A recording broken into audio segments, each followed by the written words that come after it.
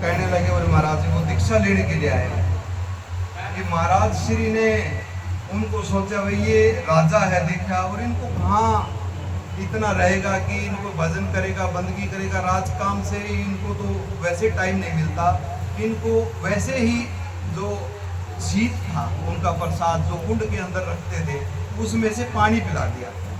और राजा ने देखा वही चमड़ा भिगोता उसी कठौती से तेरे को पानी पिला दिया, लेकिन मना तो नहीं कर सकता था, महात्मा थे, ये करे तो क्या।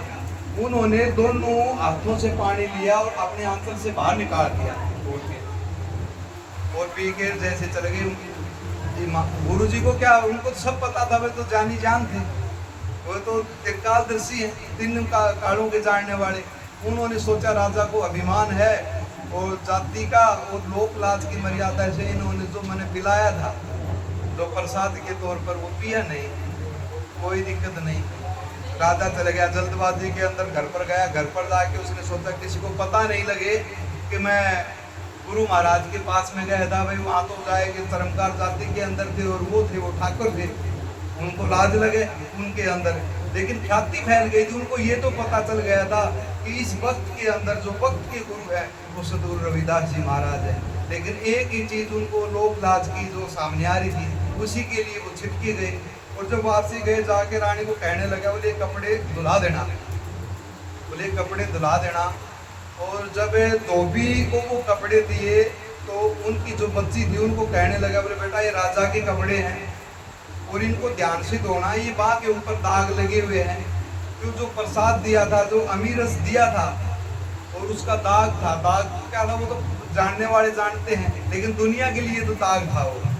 और उन जैसे दिया तो वो दाग खूब उन्होंने धोने की कोशिश करी, लेकिन वो धो नहीं पाई। आखिरी उसने मुंह से चूस लिया, जैसे आप कोई कपड़े का दाग आप मुंह से चूस लेते हैं कई बार, ऐसे जैसे ही उसने मुंह के अंदर वो कपड़ा लिया तो गुरु का प्रसाद था और प्रसाद लेते हुए उनकी जो सूरत थी वो चढ़ गई।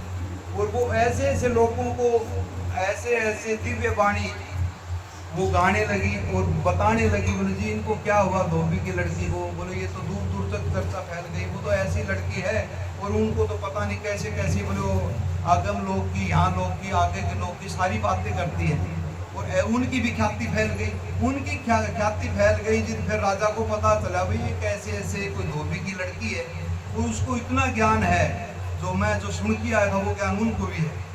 तो उसको बुलाया और उसको बुला के पूछने आ गया, बोले जी आपके गुरु कौन है? बोले जी मेरे गुरु तो कोई भी नहीं है। तो बोला आपको ज्ञान कहाँ से मिला? बोले महाराज श्री पता नहीं आपके कपड़े आए थे और उसके अंदर बाग के अंदर एक दाग लगा हुआ था और दाग में मुंह से चूसा तो मेरी तो ये वृत्ति चढ़ गई और मेरे को ये दिव्य ज्ञान है वो हो गया। फिर राजा ने सोची तेरे को सतगुरु जी ने जो प्रसाद दिया था वो हकीकत के अंदर वो चमड़े का पानी नहीं दिया और उन्होंने कुछ प्रसाद दिया था, लेकिन ये लोक लाज आज तेरे को ले बैठी। फिर उस चीज को लोक लाज को छोड़कर फिर दोबारा गए। जब दोबारा गए महाराज श्री के पास में जाके कहने के महाराज जी प्रसाद दो, वो पानी अब दो मेरे को।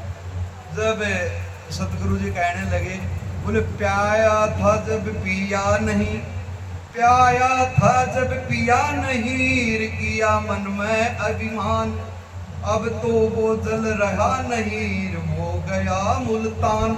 राजा अब वो जल नहीं है, वो जल तो मुल्तान चला गया। तो बोले अब मैं क्या करूं? कहते हैं उन्होंने इतनी सोच ली, लोक लाज भी छोड़ दी, अच्छी चीज मिली थी, समुद्र के अंदर डाक मार गया। वो कहते हैं पीपा जल में कूद गया जिनकी नी भूत ठिठाई, और बोले वो नरपाड़ा ले गए जिन्हें सिर धड़की बाजी लाई। तो बोले मंगला नंद तुम चेतियो धन धन थारी कविताई, और बिन चेते बैठे ढोर हैं जाइयो कुछ सुक्रम करके।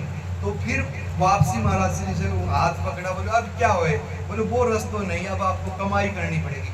और फिर कमाई भी की और बहुत ऊंच कोटि के संत हुए पिपाजी महाराज को अपने सतगुरु रविदास जी के शिष्य। तो जय गुरुदेव, जय रविदास।